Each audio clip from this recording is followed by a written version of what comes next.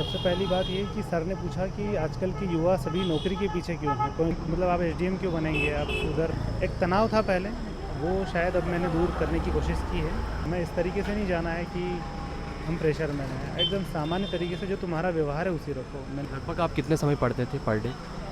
मुझे लगता है सभी के लिए फ़ायदा है। कभी कभी हम पुराना सिलेबस पढ़ पढ़ के बोर भी हो जाते हैं, थोड़ी मेहनत ज़रूर होती है, और नया सिलेबस आता है तो नए सिरे से नोट्स बनाओ, और सभी के लिए मुझे लगता है नए कैंडिडेट्स के लिए ज़्यादा आसान रहता है। अब तनाव में नहीं रहे, परेशान नहीं हो, अच्छे से जो है आप वही दिखें।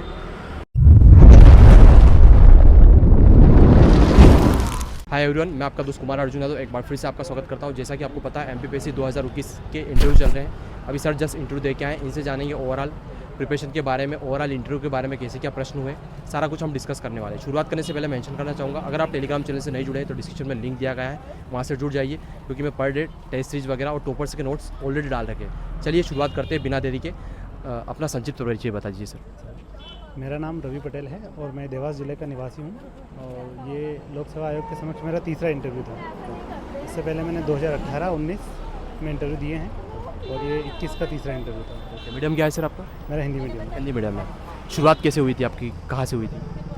इंटरव्यू अच्छा रहा। मैंने जाके सर को विश किया और अच्छे से बैठा, क्योंकि मैं यहीं पढ़ा हूँ इंदौर में होलकर विज्ञान महाविद्यालय में फॉरेंसिक, तो फॉरेंसिक के बारे में सर ने पूछा कि आजकल के युवा सभी नौकरी के पीछे क्यों हैं, कोई उद्यम क्यों नहीं करते, हम क्या देखते हैं इस प्रकार से। तो मैंने कहा सर, जो कहीं ना कहीं इसका कारण जो हमारी जो पुरानी शिक्षा की पद्धति रही है, औपनिवेशिक काल से भी हम नौकरी के क्षेत्र में कहीं ना कहीं मांगते ज़्यादा दिखाई देते हैं। तो सर वर्तमान में धारणा बदली है, और जो भारत सरकार की नई शिक्षा नीति है, हमारा जो टारगेट है 2047 तक विकसित भारत बनाना, उसमें हम सब उद्यम को भी ला रहे हैं। और पूछा कि अच्छा पीएससी के नए जो सिलेबस में क्या चेंजेस है, तो मैंने यही कहा कि सर उसमें भी संस्कृति के साथ साथ में जैसे 4 पेपर में इथिक्स के साथ साथ उद्यम को जोड़ा है, उद्यमिता, तो वो कहीं ना कहीं हमको एक नया मार्गदर्शन भी देता है। तो मैंने बोला अच्छा।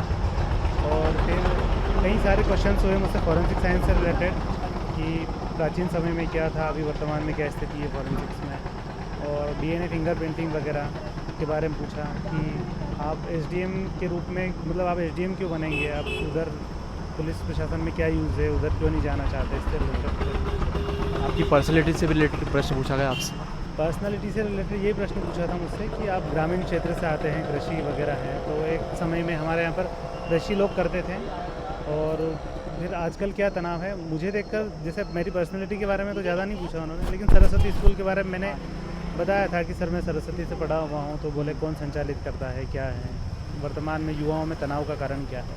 एक अच्छा प्रश्न था, और मुझे लगता है आयोग जहाँ तक जो वर्तमान का सिनेरियो है उसे जज करता है। हम कभी कभी केवल एक रोजगार के माध्यम को ही देख लेते हैं, जबकि वो मुझे लगता है कि वो एक पूरी जो क्या चल रहा है वर्तमान में, युवाओं के दिमाग में क्या है, हमें कैसे एक्सपीरियंस चाहिए, वो सारी चीज़ें देखता है। हॉबी से भी प्रश्न देखने को मिला आपसे? हॉबी से प्रश्न मुझसे नहीं हुआ। क्या हॉबी था आपका? मेरी हॉबी क्रिकेट खेलना है और मॉर्निंग वॉक भी है। लगभग कितने टाइम तक चला आपका एवरेज? मुझे लगता है कि टाइम अच्छा चला था, लगभग 15 मिनट चला। 15 मिनट लगभग सबका यही चल रहा है एवरेज? हाँ, अभी जो मुझसे पहले जो कैंडिडेट थे सभी का 15 मिनट था, एक सर का और 20 मिनट चला था, तो टाइम तो दे रहा है। प्रिपरेशन कब से चल रहा है? मैंने 2017 से प्रिपरेशन शुरू की थी, 18 का इंटरव्यू दिया था, 19 का इंटरव्यू दिया था, 20 का मेंस, और 21 का भी इंटरव्यू दे रहा हूँ मैं। और सर ने यही पूछा था कि आप फॉरेस्ट का भी दे रहे हैं, तो आप फॉरेस्ट में और दोनों में क्या प्रेफरेंस करेंगे, तो मैंने कहा सर मैं सिविल की तरफ जाना चाहूँगा। 17 से तैयारी की है, ये तीसरा इंटरव्यू आपका? तीसरा इंटरव्यू। पहले से क्या लगा आपने, क्या बेहतर हुआ इस वाले इंटरव्यू में?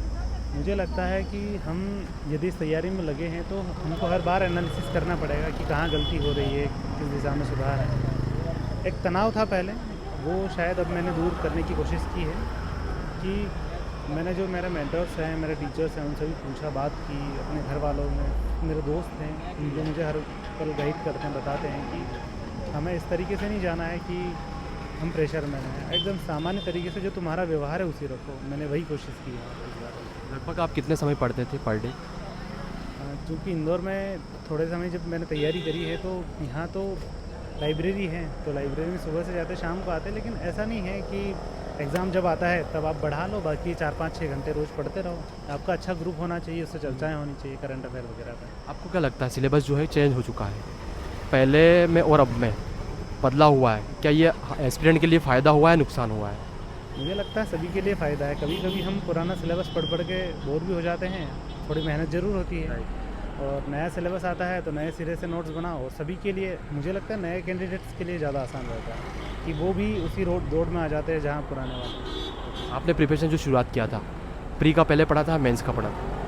देखो, पहले तो MPPSC के लिए मेंस इतना वास्ट नहीं था पहले, और समय अच्छा मिलता था। लेकिन अभी मुझे ऐसा लगता है कि अगर समय 2-3 महीने मिल रहा है तो पहले मेंस तैयार कर लेना चाहिए। टेस्ट सीरीज वगैरह ज्वाइन किया था आपने मेंस के लिए? मेंस के लिए आंसर राइटिंग की टेस्ट सीरीज जरूर कर सकते हैं, और इंटरव्यू गाइडेंस के लिए भी मैंने आशुतोष ओझा सर के पास गया था, अच्छा पढ़ा। क्या सुझाव देना चाहेंगे जो भी आपका इंटरव्यू देख रहे हैं, उनके लिए कोई स्पेशली मैसेज हो आपकी तरफ से? मेरा यही मैसेज है कि आप तनाव में नहीं रहे, परेशान नहीं हो, अच्छे से जो है आप वही दिखें। सबसे बड़ी बात मुझे लगता है कि स्ट्रेस मैनेजमेंट है। इंटरव्यू तो ठीक है, वहाँ आपसे प्रश्न पूछेंगे, आप बताएंगे, क्योंकि आप मेंस क्वालिफाई करके जा रहे हैं, और जो बोर्ड है, बोर्ड मेंबर भी ये बात समझते हैं। इसीलिए वो जो वास्तविकता में अपनी जो पर्सनैलिटी है उसको उभारना चाहते हैं।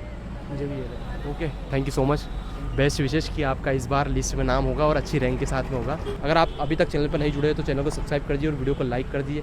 और टेलीग्राम चैनल से नहीं जुड़े हैं तो डिस्क्रिप्शन में लिंक दिया गया है, वहाँ से जुड़ जाइए, क्योंकि पर डे मैं टेस्ट सीरीज डाल रहा हूँ। अगर कोई स्टूडेंट इंदौर नहीं आ सकता, भोपाल नहीं जा सकता और घर बैठे टेस्ट लगाना चाहता है तो आपको फ्री ऑफ कॉस्ट मिलेगा मेरे टेलीग्राम चैनल पर। तो टेलीग्राम चैनल ज्वाइन कर लीजिए। Thank you so much.